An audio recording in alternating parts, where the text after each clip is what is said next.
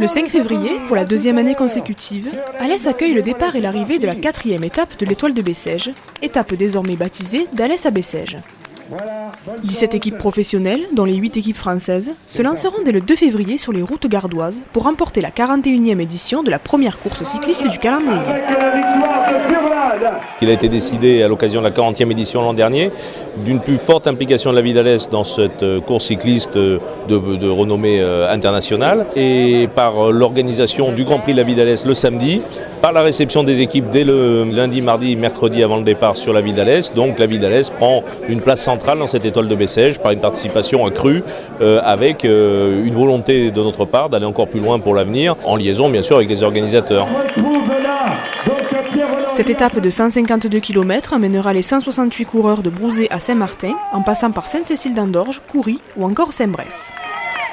Le Grand Prix de la ville d'Alès est une très belle étape puisqu'elle franchira des cols, puisqu'on aura le col de la Baraque, le col de la Bégude, on aura, si on peut dire, le final sur Porte, on va se retrouver avec le col des Brousses, la côte de la Bourguette. Il semblerait que tout le monde soit disposé à faire en sorte que l'étoile de Bessèges s'inscrive dans le paysage local, on va dire, du département du Gard et surtout dans les Cévennes.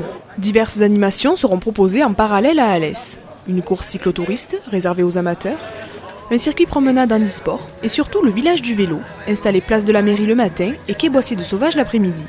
Cerise sur le gâteau, d'anciens champions cyclistes seront présents pour l'occasion. Et les organisateurs nous l'ont promis, cette année, aucun coureur ne passera à côté de la ligne d'arrivée.